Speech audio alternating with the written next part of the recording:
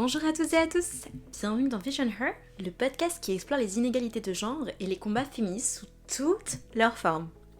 Donc aujourd'hui, on s'attaque à un sujet fascinant mais pourtant révélateur, la place des femmes dans les métiers traditionnellement masculins. Pourquoi certaines professions restent-elles majoritairement masculines? Quels freins structurels et culturels empêchent les femmes d'accéder à ces carrières? Et surtout, quels impacts ces déséquilibres ont-ils sur les femmes, les entreprises et la société?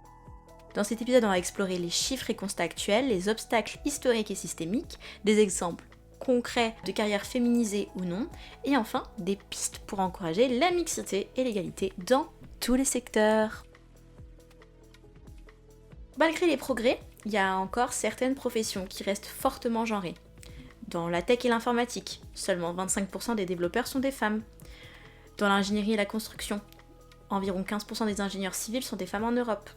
Les métiers manuels et l'artisanat, très peu de femmes charpentières, je sais pas si on dit charpentière, mais bon, peu de femmes charpentières, électriciennes ou mécaniciennes.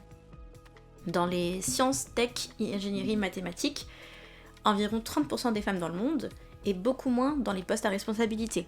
Donc tous ces chiffres, ils montrent que malgré les compétences et les qualifications, les femmes, elles sont sous-représentées dans ces secteurs.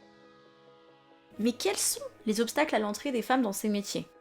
Premièrement, il y a des obstacles culturels et de stéréotypes. Les stéréotypes de genre y jouent un rôle majeur. Certaines professions sont perçues comme masculines ou inadaptées aux femmes. Par exemple, l'ingénierie, la construction ou le travail en usine sont souvent associés à la force physique, à la rationalité, des qualités qui sont stéréotypiquement associées aux hommes. Les enfants, dès le plus jeune âge, intériorisent ces stéréotypes à travers le choix des jouets, les encouragements scolaires, les modèles sociaux. Il y a aussi des obstacles institutionnels. Le recrutement, il est biaisé. Certains processus de sélection favorisent inconsciemment les hommes. Des tests perçus comme neutres, mais influencés par des critères genrés. Un environnement de travail peu inclusif, manque de mentors, absence de flexibilité pour concilier vie professionnelle et vie personnelle, et réseau masculin fermé. Il y a aussi finalement des obstacles psychologiques et sociaux, un syndrome de l'imposteur que de nombreuses femmes ont, ce qui fait qu'elles doutent de leurs compétences face à un environnement où elles sont minoritaires. Et finalement, une pression sociale et familiale, puisqu'il y a certaines carrières masculines qui sont perçues comme incompatibles avec la vie de famille ou la maternité. Entrer dans ces métiers, c'est souvent faire face à une culture du sexisme et à des comportements discriminants. Donc même si les femmes arrivaient à ce genre de métier, à ce genre de poste, à ces métiers masculins, elles rencontreraient différents problèmes.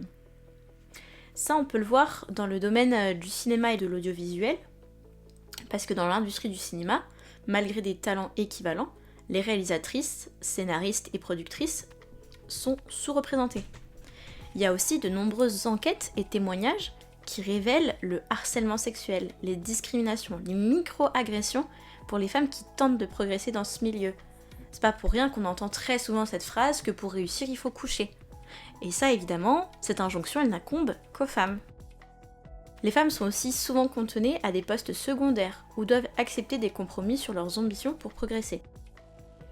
C'est également le cas dans les tech et les sciences. Dans les entreprises tech, certaines femmes rapportent des comportements sexistes, des blagues discriminantes, des exclusions, des réunions informelles, ce qui vient créer un sentiment d'isolement. Les mentors et les sponsors masculins étant majoritaires, certaines femmes n'ont pas accès au réseau décisionnel, freinant leur carrière. Et aussi dans les métiers manuels et d'artisanat, les femmes elles peuvent subir des remarques sur leur capacité physique, être évincées de certaines missions ou recevoir des clients moins respectueux. Elles doivent souvent prouver constamment leurs compétences, contrairement à leurs collègues masculins.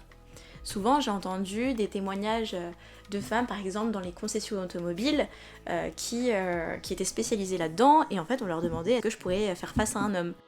Ce qui montre bien comment les femmes sont ridiculisées dans ces métiers-là, même quand elles y arrivent à y avoir accès. Le point commun entre toutes ces choses-là, c'est que ces obstacles, ils créent une double charge. Accomplir le travail technique, tout en gérant la dimension sociale et discriminante de leur environnement. Mais pourquoi cette inégalité, elle persiste? Il y a des effets de réseau. Les hommes recrutent souvent d'autres hommes, reproduisant la domination masculine. Il y a aussi le travail invisible à double charge, parce que même lorsque les femmes elles entrent dans ces métiers, elles doivent gérer des tâches supplémentaires non reconnues.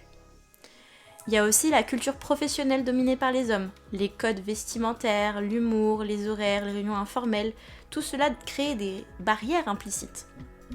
Il y a aussi un manque de représentativité. Il y a moins de modèles féminins, donc moins de motivation et moins de confiance pour les jeunes filles et femmes. En conséquence, pour les femmes, il y a un sentiment d'isolement, de stress, une pression pour prouver leurs compétences constamment, ce qui peut conduire aussi au burn-out. Pour les entreprises, il y a une perte de talent, un manque de diversité cognitive et d'innovation. Et pour la société, un maintien des inégalités économiques et une segmentation professionnelle genrée. Il y a pas mal de personnes qui viennent dire mais en fait si les femmes, elles, ne sont pas dans ces métiers-là, c'est qu'elles sont bien moins douées.